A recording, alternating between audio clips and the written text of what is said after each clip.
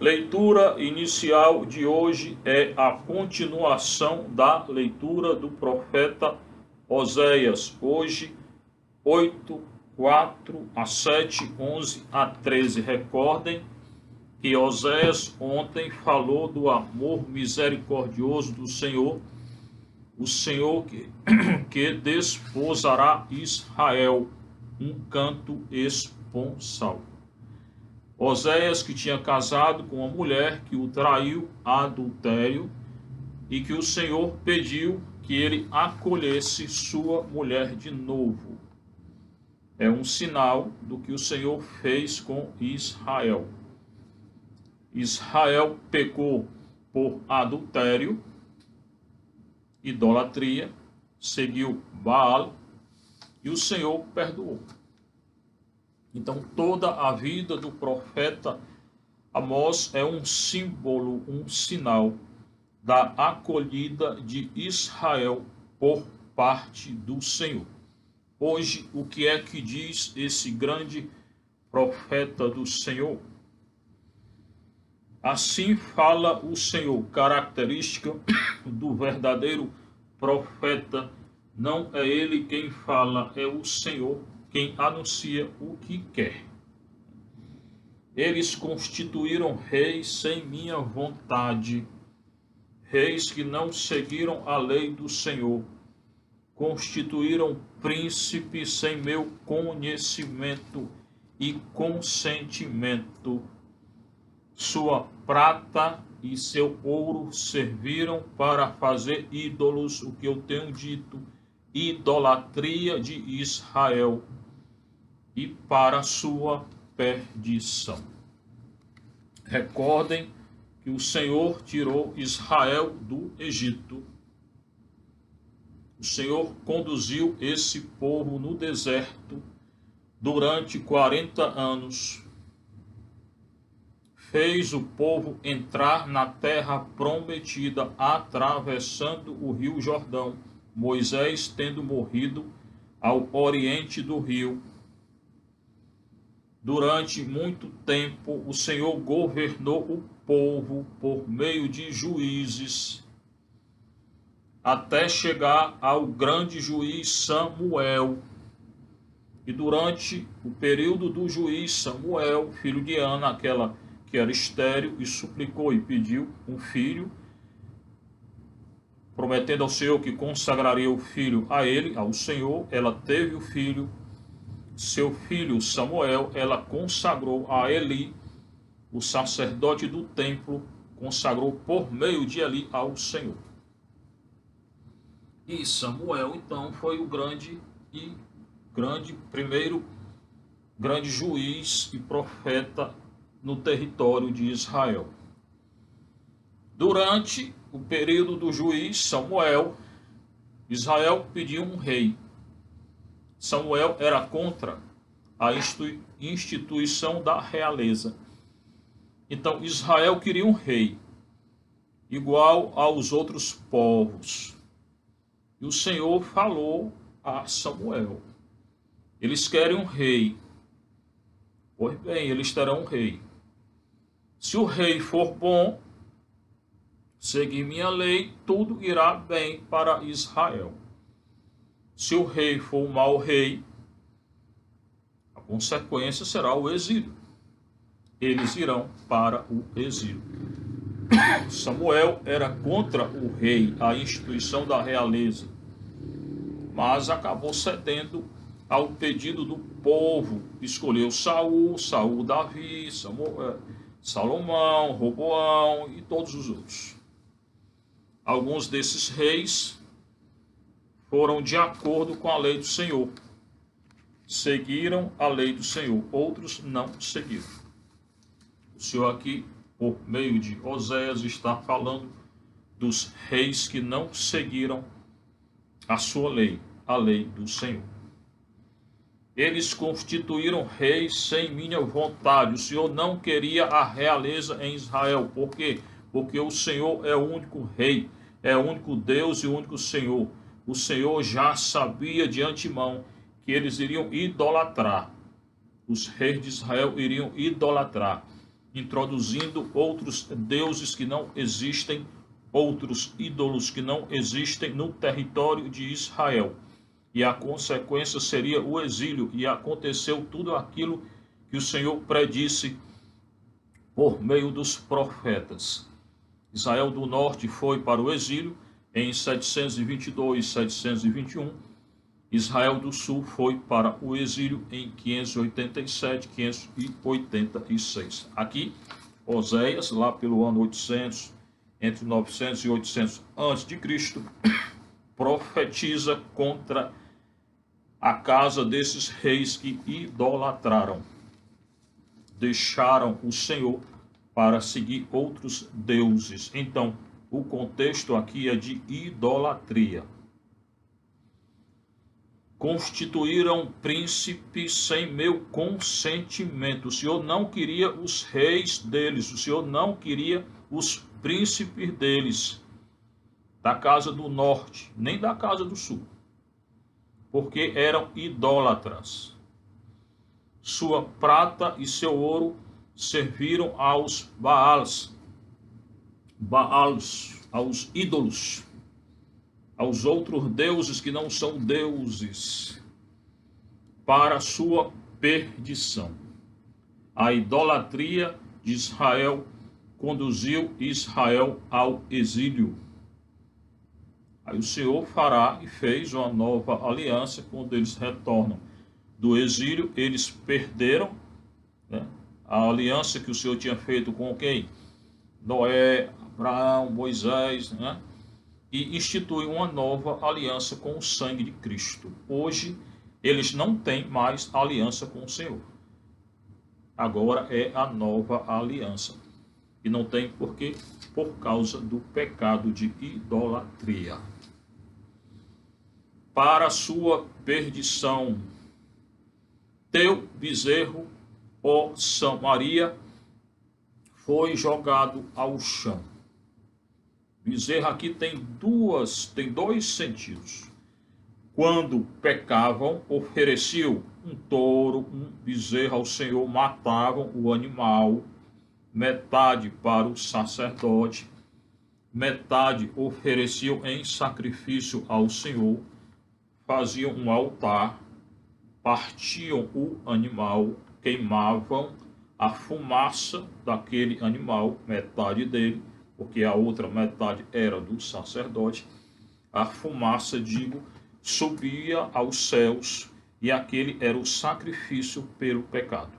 Esse sacrifício da antiga aliança, o Senhor não aceita mais. Porque agora o sacrifício é com o sangue de Cristo.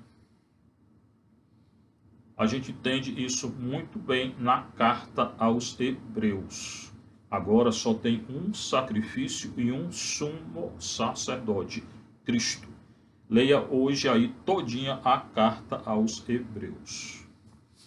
Bem, esse é o sentido primeiro de um touro, de um bezerro oferecido que o Senhor não quer mais. O segundo sentido qual é? Quando Moisés esteve lá no alto do monte, e o Senhor entregando a ele as 2 tábuas dos 10 mandamentos da aliança, eles fizeram um bezerro de ouro e adoraram esse bezerro de ouro. Idolatria. Aqui o Senhor está se colocando contra esse bezerro de ouro e essa idolatria da casa de Israel. Teu bezerro, ó Samaria. Por que Samaria? Porque a capital do reino do norte era Samaria. E de lá se originaram os samaritanos, que eram povos estrangeiros que os assírios colocaram lá quando deportaram os israelitas para a Assíria, hoje no norte do Iraque. Foi jogado ao chão o teu bezerro de ouro. Minha cólera se inflamou contra eles, contra os filhos de Israel. Claro que o Senhor não tem cólera, claro que o Senhor não tem ira. Tudo é consequência do pecado do povo. O povo paga pelo pecado. Quando a gente peca, tem consequência o nosso pecado. Tem uma pena o nosso pecado. Quando eu confesso, não tenho mais culpa pelo pecado, mas tem a penitência, a pena. É a consequência do pecado. A pena pelo pecado. Até quando ficarão sem purificar-se? Eles estão impuros. Impureza de idolatria. Essa impureza será purificada só no exílio. Por quê? Porque o pecado de idolatria é considerado um pecado muito grave contra o primeiro mandamento. Se deixa de amar a Deus para amar um ídolo, para seguir um ídolo, para se curvar diante de um ídolo. Pecado muito grave que hoje a humanidade idolatra. A humanidade segue a idolatria. Coloca um ídolo, ou uma ação, ou uma pessoa, ou um conjunto de ideias, uma ideologia no local de Deus. E o mundo pós-moderno já criou 5 leis contra a lei de nosso Senhor. Pecado muito grave, consequência, doença e morte. Consequência do nosso pecado. Esse bezerro provém de Israel, pecado vosso. Até quando ficarão sem purificar-se? Serão purificados no exílio. A humanidade hoje está sendo purificada através dessa doença aí, por causa do próprio pecado, não por vontade de nosso Senhor. Este bezerro provém de Israel, um artesão fabricou, então é um ídolo. E lá na lei, Êxodo 19, 20, o Senhor diz: não fará ídolo. Vós não fareis ídolos, nem de pedra, nem de madeira, nem de ferro, de nada. Fiz um curso de arqueologia em Israel. E na Turquia, lá a gente encontra vários ídolos de madeira e de ferro, feitos para serem adorados. Ídolos feitos por Israel. Esse pecado conduziu o povo ao exílio. Um artesão o fabricou. Não é um Deus. Será feito em pedaços esse bezerro de Samaria. Por que em pedaços? Porque a cidade de Samaria foi destruída totalmente. Tudo lá foi destruído.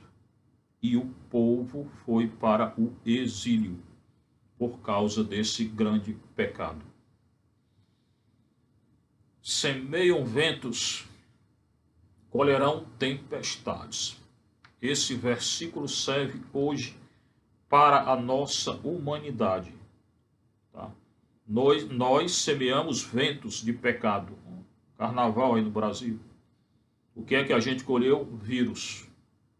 Tempestade.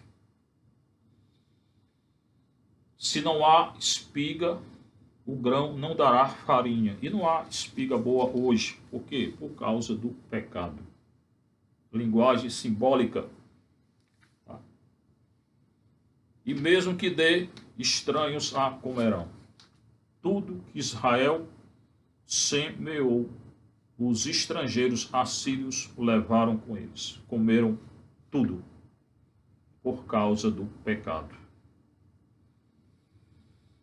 Efraim ergueu muitos altares em expiação do pecado, mas seus altares resultaram-lhe em pecado. Quando Israel do Norte se dividiu e se separou de Israel do Sul, capital Jerusalém, eles criaram outros altares no norte, Betel e outros, para oferecer sacrifícios ao Senhor. Mas não ofereceram sacrifícios ao Senhor. Ofereceram sacrifícios a outros deuses. Então, Os altares que eles ergueram, Efraim é o reino do norte. Os altares que eles ergueram para expiar o pecado foram ocasião de pecado. Ergueram altares para oferecer sacrifícios ao Senhor e acabaram oferecendo sacrifício aos outros deuses e idolatria. Toda a leitura de idolatria. E a consequência, exílio. Mas seus altares resultaram em pecado, porque lá nesses altares que eles deveriam oferecer sacrifício ao Senhor, ofereceram sacrifícios a outros deuses que não existem. Eu lhes deixei por escrito grande número de preceitos à lei do Senhor, mas estes foram considerados coisa que não lhes toca. Hoje em dia é assim. O Senhor nos deixou 10 mandamentos da sua lei e 5 da lei da igreja. O mundo hoje segue o mandamento da lei de Deus? Os cristãos seguem o mandamento da igreja? Poucos. Pagar o dízimo é mandamento da igreja. Quem paga o dízimo de nós cristãos católicos? Nem todos. Não falo nem dos outros que não são cristãos. Então, hoje, nem os cristãos seguem os mandamentos da lei da igreja. E o mundo não segue o mandamento de Deus. Aborto, divórcio, lei contra a natureza, lei de destruição da natureza, ideologia de gênero, legalização de droga, tudo lei contra a lei do nosso Senhor. Dos estados pós-modernos, hoje.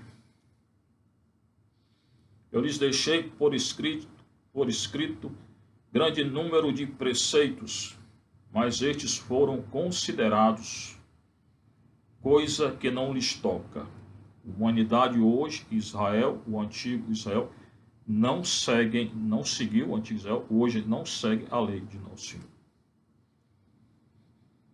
Gostam de oferecer sacrifícios aos ídolos, imolam carnes e comem, fazem um banquete, né? Mas o Senhor não os recebe. Não adianta oferecer sacrifício a Deus se eu tenho um coração voltado para o pecado. Se eu tenho um coração dúbio, que não é sincero, não ofereça e nem comungue. Antes, o Senhor lembra seus pecados e castiga suas culpas. Eles deverão voltar para o Egito. Irão para o exílio.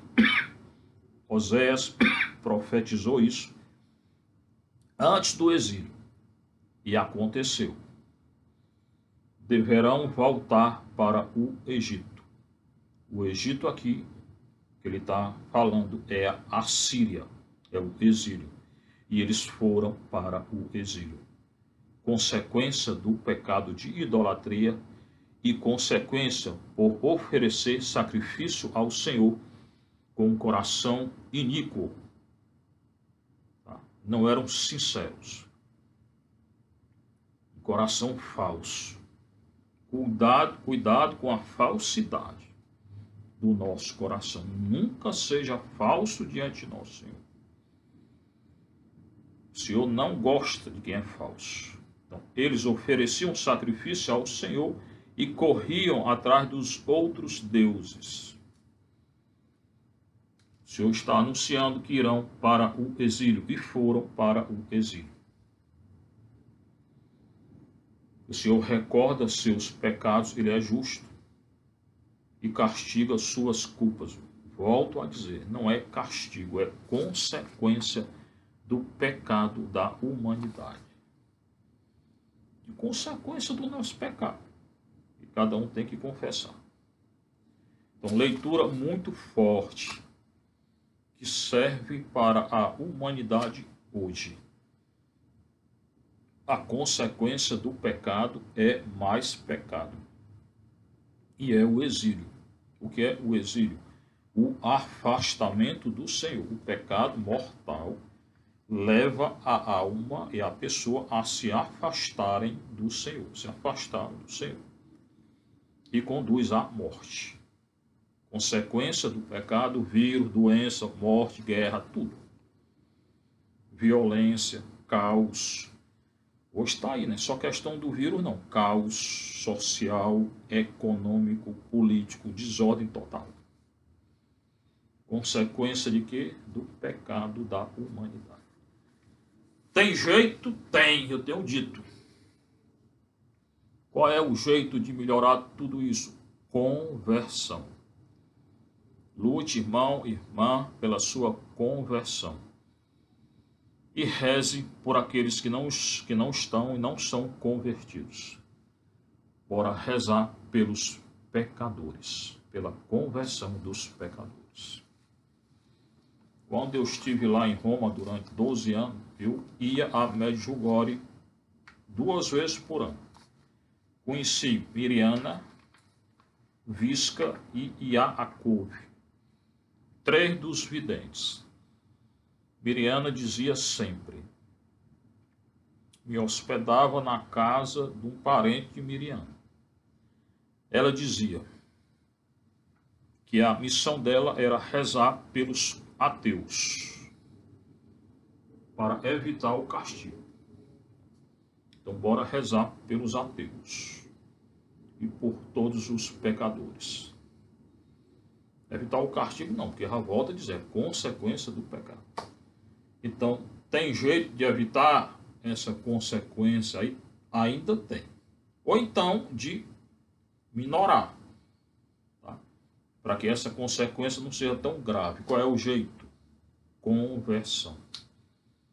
Rezar pela conversão dos pecadores e pela nossa conversão. Seja louvado nosso Senhor Jesus Cristo. O salmo de hoje é o 113b do grego e o 115 do hebraico. Antífona, confia Israel no Senhor. Está aqui o antídoto para aquilo que está acontecendo hoje. Confiar no Senhor. É nos céus que está o nosso Deus. O Senhor está no céu e na terra. Ele é Senhor do céu e da terra. Ele faz tudo aquilo que quer. Tudo o que o Senhor quer, Ele faz. Mas Ele nos criou com liberdade. Então, o que está acontecendo é consequência da nossa liberdade.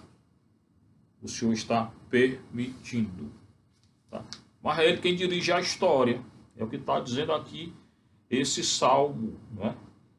Ele faz tudo aquilo que quer. Quem dirige a história, quem é? É só a nossa liberdade humana? É não. No final, quem é que vai prevalecer? Nossa liberdade, o pecado, o Satanás? Não. No final, quem vai prevalecer é nosso Senhor. É a vontade de nosso Senhor, que Ele quer. É Ele quem conduz a história. Ele respeita a nossa liberdade, mas quem conduz a história é o Senhor. No final, Ele retornará e julgará tudo e todos. Então, quem vencerá no final, quem é? É o reino do Senhor. Não é o reino do pecado, nem o reino de Satanás. É o reino do Senhor. Então, a gente tem que estar otimista, porque quem vence tudo, quem vai vencer toda essa guerra, essa batalha, e hoje tem uma grande batalha no céu espiritual entre Deus e os anjos de Deus, e aqueles que estão com Deus e os que são contra Deus. É uma batalha na terra. A gente que ora, que reza, sente a luta que está acontecendo hoje entre Deus e os que são de Deus e aqueles que são contra Deus. São os deuses pagãos ouro e prata. Hoje, tantos deuses de ouro e prata, tantos aqueles que correm para o ouro e a prata. Consequência, pecado, idolatria. Todos eles são obras humanas. O salmo de hoje está relacionado com a leitura de Oséias. Tá? Os ídolos feitos por obras humanas, dos quais Oséias falou. Confia Israel no Senhor. Mas, apesar de toda idolatria, de todo pecado, eu tenho que confiar, tenho que ter fé. Recorde ontem aquela mulher e aquele chefe lá da sinagoga que tiveram fé. Eu tenho que confiar. É um salmo de confiança, não é só destruição, não. Tem a consequência pelo pecado? Tem. Quem é que vai vencer o pecado? É não. É nosso Senhor. Todos eles são obras humanas. Confia Israel no Senhor. Confia Fernando no Senhor. Confia Maria, Antônio no Senhor. Confia a igreja no Senhor. Confia Israel no Senhor. Tem boca e não podem falar. Um ídolo fala o quê? Nada. Tem olhos e não podem ver. Olho de quê? Feito por obra humana, um ídolo. Não tem ídolo. Não tem Deus fora de Deus. Não tem pátia, mama, não tem nada. Não tem esses espíritos aí invocados em centros. Eles não são nada diante de nosso Senhor. Tem olhos e não podem ver. São cegos, guiando cegos. Tem nariz e não podem cheirar. Não, foi uma estatuazinha feita aí. Então, tem ouvidos e não podem ouvir nada. Eles são nada. Aqueles ídolos que Israel fez e os novos ídolos de hoje são nada diante do Senhor. Confia Israel no Senhor. Tem mãos e não podem pegar. Continua o discurso. Tem pés e não podem andar. Como eles serão os seus autores que os fabricam e neles confiam. Então, um ídolo feito por mãos humanas tem boca e não pode falar, tem olhos e não podem ver, tem nariz e não podem cheirar, tem ouvidos e não podem ouvir, tem mãos e não podem pegar. Eles faziam os ídolos com mão, com tudo. Tem mãos e não podem pegar, tem pés e não podem andar. É um ídolo, só que ele continua. Os seus autores, aqueles que os seguem e aqueles que os fabricaram, serão como eles.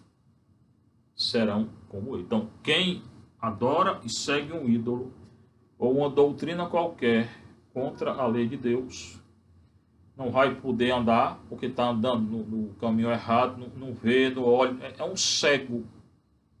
Um cego orientando o cego. O que acontece com o cego orientando o cego? Cai no abismo total.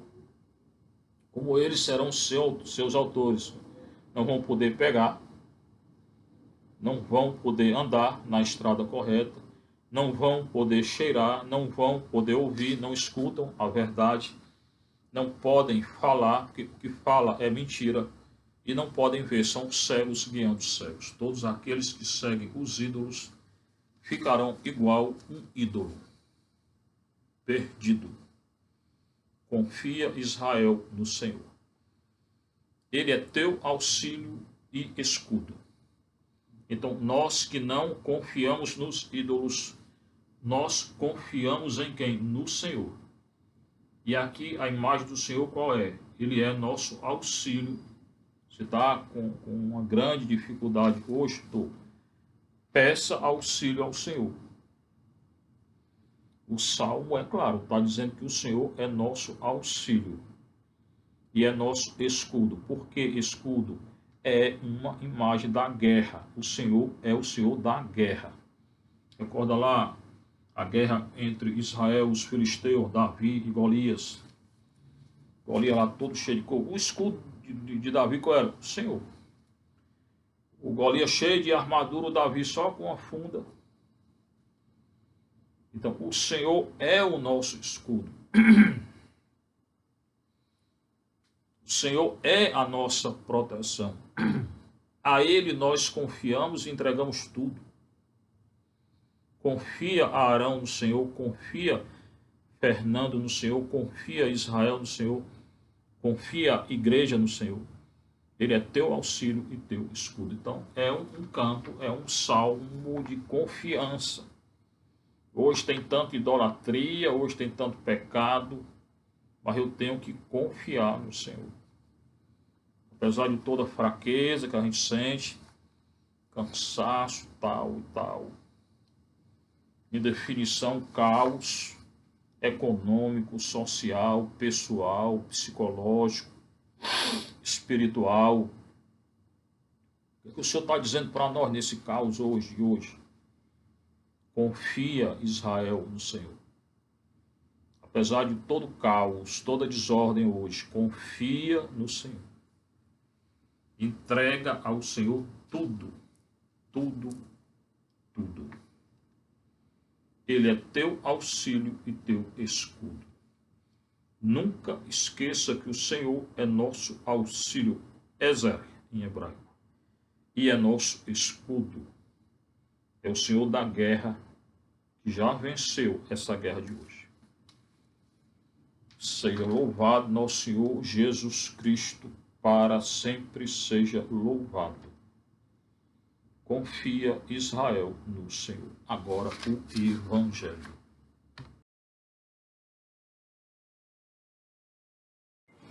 O Senhor esteja convosco.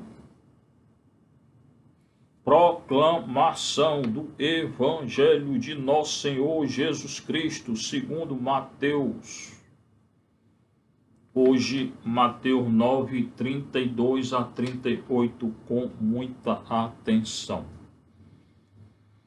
Naquele tempo, trouxeram a Jesus um homem mudo que estava possuído pelo demônio. Quando o demônio foi expulso, o mudo começou a falar. As multidões ficaram admiradas e diziam: nunca se viu coisa igual em Israel. Os fariseus, porém, diziam: é pelo chefe dos demônios que ele expulsa os demônios. Jesus percorria todas as cidades e povoados, ensinando em suas sinagogas, pregando o evangelho do reino e curando todo tipo de doença e enfermidade. Vendo Jesus as multidões, compadeceu-se delas, porque estavam cansadas e abatidas, como ovelhas que não têm pastor. Então disse a seus discípulos: a messe é grande, mas os operários são poucos. Pedi, pois, ao dono da messe que envie operários para a sua colheita. Palavra da salvação. Glória a vós, Senhor. Sente aí um pouquinho que eu vou refletir naquilo que foi anunciado. Inicia dizendo: naquele tempo, é agora, é hoje, na hora que é anunciada a palavra do Senhor, acontece aquilo que é anunciado para aquele que acredita, que crê no Senhor. Trazem até Jesus um homem mudo, e ele estava possuído pelo demônio. Eu já disse aqui algumas vezes que lá em Roma eu conversava e orava junto com Gabriel Amor, que era o exorcista oficial de Roma, do Vaticano. Em uma dessas conversas, ele me disse que o pior demônio para tirar é o mudo, é o que não fala. Porque aí é difícil conhecer se ele já saiu da pessoa ou não. Esse é um ponto. difícil reconhecer se ele saiu da pessoa ou não. Segundo ponto é, quando ele grita e faz isso e aquilo outro, ele se manifesta. Se manifestando, fica mais fácil de ordenar sua saída. Por quê? Porque ele se enfraquece. Quanto mais ele grita, manifesta, então, o que grita, melhor que grite. Porque a gente olha, vê a fraqueza dele e ordena. A própria ira é um descontrole. Nesse descontrole, a gente consegue mandar sair. Mas se é mudo, eu não sei se ele ainda está com a pessoa e ele não se manifesta para que eu entenda qual é a fraqueza dele, é mais difícil sair. Pois bem, Nosso Senhor tirava até o demônio que era mudo, porque Nosso Senhor conhece tudo. Não tem esse negócio de demônio mais difícil, mais fácil para ele não. Tirou esse daqui. Trazem a ele um homem mudo, que estava possuído pelo demônio. Aqui se entende demônio mudo. Não se manifestava, calado. Quando o demônio foi expulso, você recorda aqui que não tem nenhum grito nem nada. Claro, era mudo. Nas outras cenas de expulsão, grita, cai por terra, não sei o que, diz quem é Nosso Senhor, faz aquela confusão. Aqui esse era mudo. Então não há nenhuma confusão aqui não. Mas é mais difícil de sair. Por quê? Porque é mudo. E aí a gente não tem tanta certeza. Nosso Senhor tinha. Quando o demônio foi expulso, o mudo começou a falar. Então a mudez dele era consequência do demônio que estava nele. Não estou dizendo que toda mudez é consequência do demônio. Nem estou dizendo que todo mundo está com demônio, não. Eu não estou dizendo isso. Esse caso aqui, esse sujeito, ele era mudo porque tinha um demônio. Mas não quer dizer que todo mudo está com demônio. Que seja claro. Quando o demônio foi expulso, o mudo começou a falar. Consequência, quem causava a mudez? O demônio. Não é o caso de todo mundo ter o demônio, não. As multidões ficaram admiradas porque ele expulsou lá e o sujeito começou a falar. E diziam, nunca se viu coisa igual em Israel. Isso provocou a inveja dos fariseus. Porque o povo que antes ia aos fariseus, agora ia ao Nosso Senhor. Fariseu nenhum curar ninguém. Fariseu nenhum tirava o demônio de ninguém. E Nosso Senhor curou e tirou o Satanás. Aqui hoje um demônio mudo. Nunca se viu algo em Israel. E esses fariseus invejosos conduziram o Senhor à morte. Cuidado com a inveja. Nunca se viu algo igual em Israel. E os fariseus, acabei de falar deles, diziam, invejosos. Os fariseus, porém, diziam, é pelo chefe do demônio, por Satanás, que esse aí expulsa o demônio. Pecado grave esse dos fariseus. Além de serem invejosos, diziam que aquele que age em Nosso Senhor é o Satanás. Pecado contra o Espírito Santo. Todo aquele que acusa Nosso Senhor de agir por obra de Satanás peca contra o Pai, porque ele está agindo por ordem do Pai, peca contra o Filho, que é ele, e peca contra o Espírito Santo. Não tem perdão o pecado contra o Espírito Santo. Vê em Nosso Senhor a ação do demônio é pecado contra o Espírito Santo, contra o Pai e contra o Filho. Porque o Filho é um com o Pai e o Espírito Santo.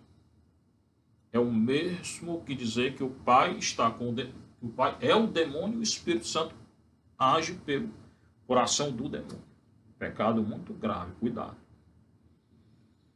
E o segundo aspecto do pecado contra o Espírito Santo é alguém que peca tanto que se fecha, tem um coração fechado, e num coração fechado não entra o perdão de Deus. Cuidado. Esse segundo aspecto é mais sutil. Não feche o seu coração ao perdão de Deus. Porque se você fechar, isso é um pecado contra o Espírito Santo e não tem perdão. Quem fecha o coração de tanto pecar, quem fecha o coração ao perdão de Deus não tem perdão. Por que não tem? Porque fechou. Então, o pecado com frequência conduz ou pode conduzir ao pecado contra o Espírito Santo. A pessoa não deixa mais o perdão de Deus entrar na vida dela. Não acolhe mais o perdão de Deus. Então não é perdoado. E quem não é perdoado não entra no céu. Pecado contra o Espírito Santo. 2 sentidos. Os fariseus, porém, diziam: é pelo chefe dos demônios que esse aqui expulsa o demônio. Pecado contra o Espírito Santo. Acusar Nosso Senhor de agir pelo demônio, pelo chefe dos demônios. Acusar o Pai de agir pelo chefe do demônio. Acusar o Espírito Santo de agir pelo chefe do demônio. E digo uma coisa. De acordo com essa leitura de hoje, Nosso Senhor respondeu aos fariseus. Tem certas coisas que é melhor calar e não falar nada. Nosso Senhor entendia que eles agiam por inveja, o ciúme. Adianta a gente discutir com alguém que tem inveja de nós, o ciúme. Se cale. Até porque eles já estão condenados. Aqueles que condenaram Nosso Senhor e que não se converteram, já estão condenados. Nosso Senhor não disse nada a eles. Tem ocasião que Nosso Senhor vai se colocar contra eles e vai dizer: ai de vós, fariseus hipócritas. Hoje, não disse nada. Nosso Senhor conhecia o que ele estava dizendo? Claro. Nosso Senhor conhecia o que estava dentro do coração dos fariseus? Ele respondeu. Tem certas ocasiões que é melhor a gente não dizer nada. Estão falando de nós. Deixe. Alguém que tem inveja de nós, ciúme de nós, adianta a gente estar discutindo? Por quê? Porque talvez eu vá pecar discutindo com eles. E talvez eu vá fazer eles pecarem mais ainda. Então deixa como está.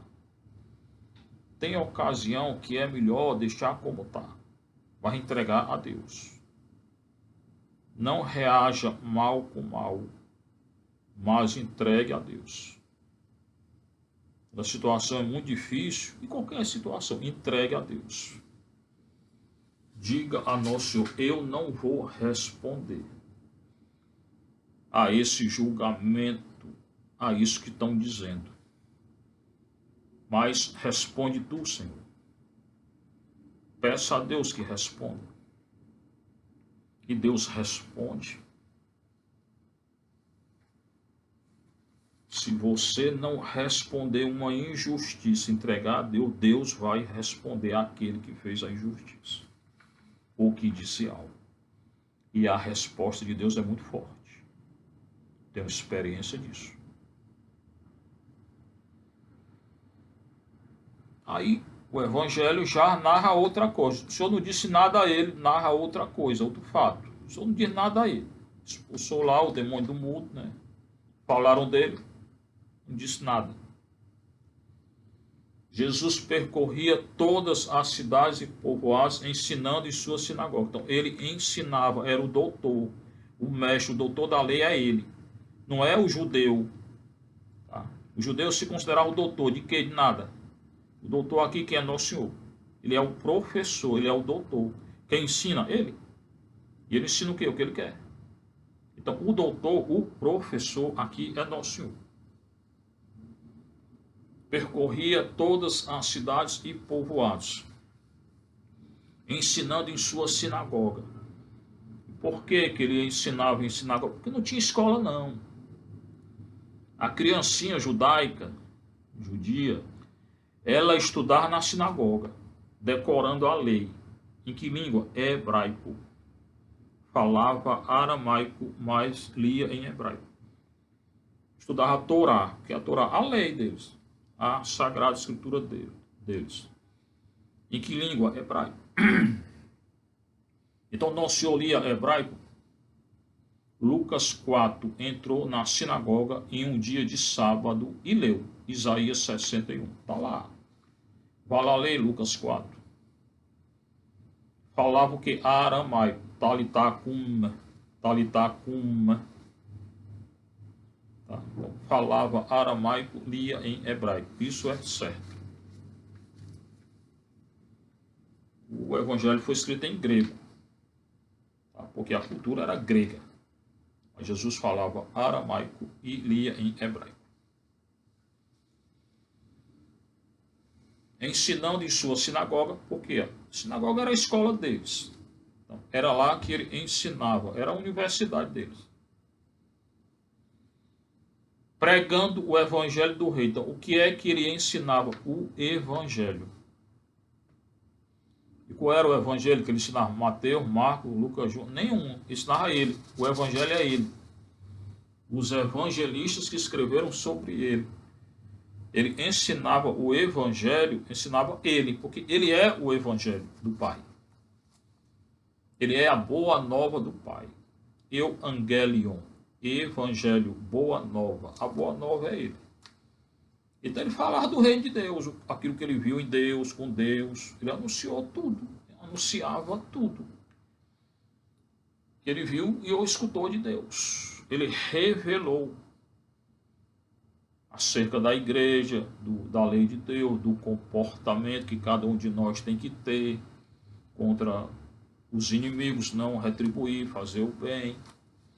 Então, ele anunciou o reino. Quem é o reino? Ele. Ele se auto-anunciou. Porque ele é o reino de Deus. Quem? Nosso Senhor. Pregando o evangelho do reino de Deus, não é do reino da terra. Hoje a humanidade pós-moderna, contemporânea, quer construir um reino da terra na terra. E esse reino, numa nova ordem aí, é contra o reino de Deus. A humanidade está querendo se auto-salvar, está criando um evangelho dela. Que não é evangelho porque não é boa nova. É uma má nova.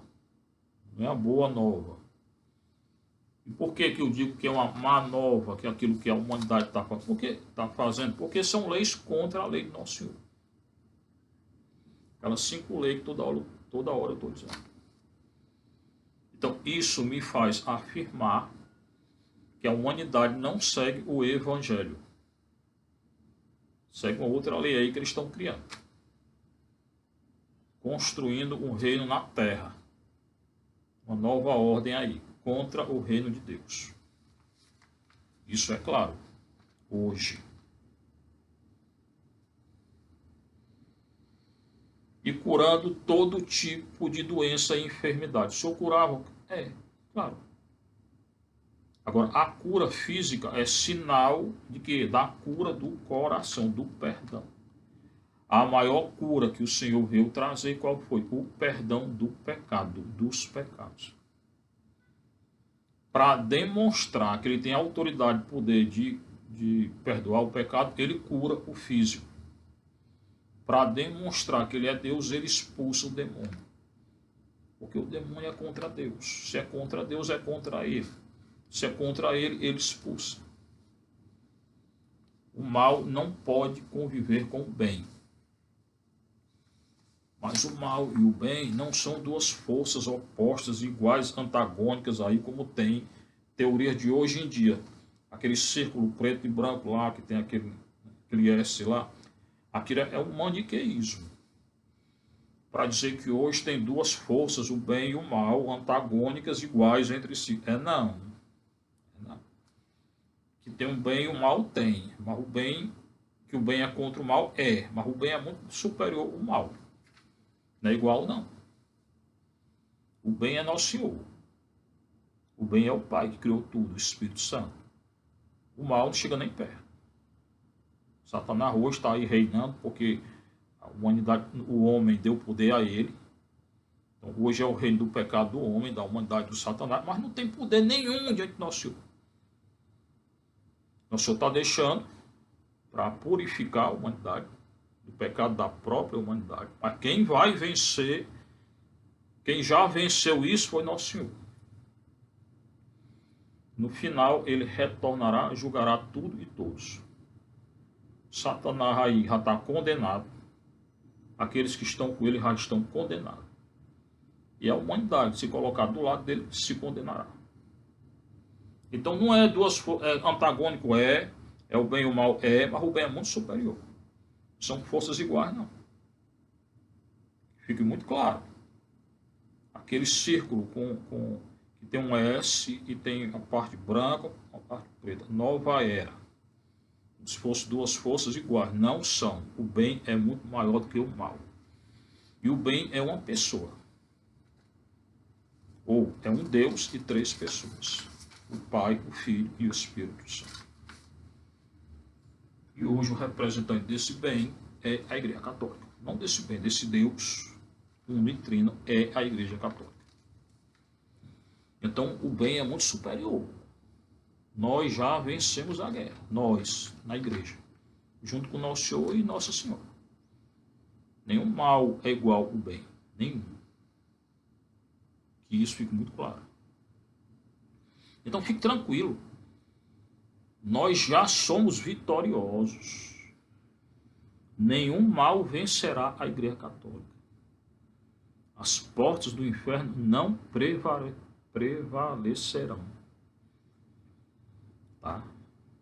Quem vai prevalecer é Nosso Senhor e a Igreja Católica.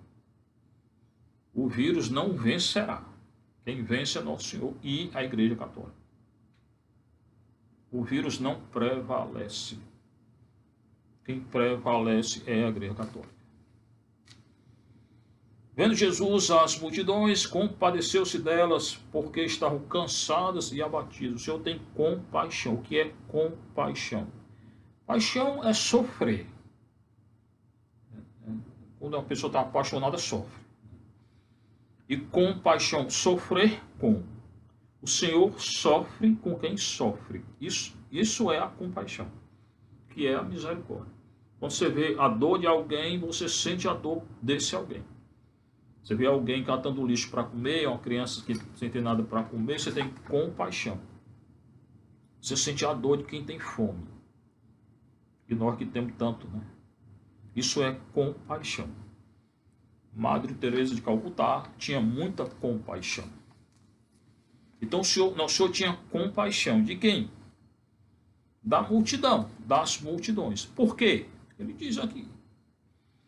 Porque estavam cansados. Então, o Senhor hoje tem compaixão de quem? De nós, porque Ele está vendo que nós estamos cansados desse vírus. E compaixão por quê? Porque nós estamos abatidos. Embora um pouquinho gordinho, né? Mas abatido. Cansado. como ovelha que não tem pastor, mas nós temos um pastor. Aqui ele está falando da multidão cansada que não tem pastor. Nós temos o pastor Francisco, os bispos e os sacerdotes. Nós ainda temos pastores, ainda. Até quando? Então disse a seus discípulos, mais de 70, a messe é grande, o trabalho é muito grande, o mundo é muito grande, mas os operários são poucos.